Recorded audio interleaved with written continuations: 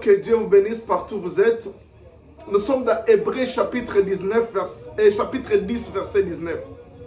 La Bible dit ainsi donc, frères, puisque nous avons au moyen du sang de Jésus une libre entrée dans le sanctuaire, par la route nouvelle et vivante qu'il a inaugurée pour nous au travers du voile, c'est-à-dire de sa chair.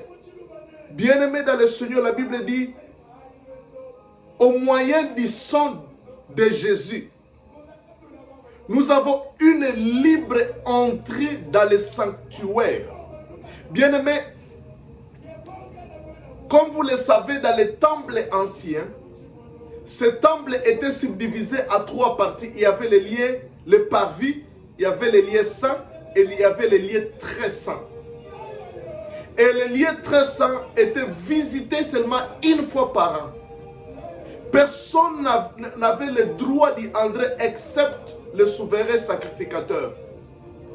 Et c'est là où résidait la gloire de Dieu, dans le lieu très saint. C'est là où la gloire de Dieu, c'est là où la présence de Dieu était.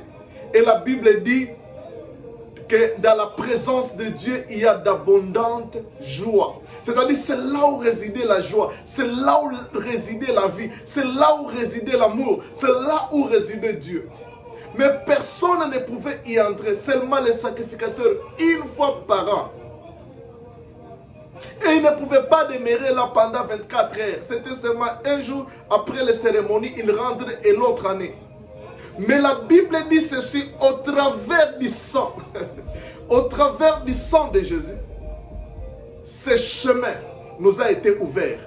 Bien-aimé, le sang de Jésus-Christ est tellement précieux parce qu'il nous a ouvert le chemin d'entrée dans les lieux très saints.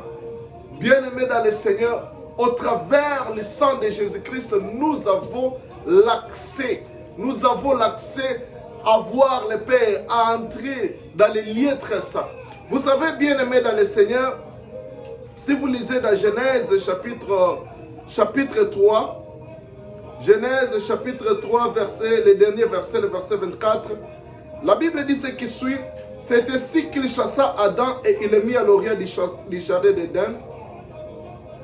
Et c'est ainsi qu'il chassa Adam et il mit à l'orient du jardin d'Éden les chérubins qui agitaient une épée flamboyante pour garder le chemin de l'arbre de vie.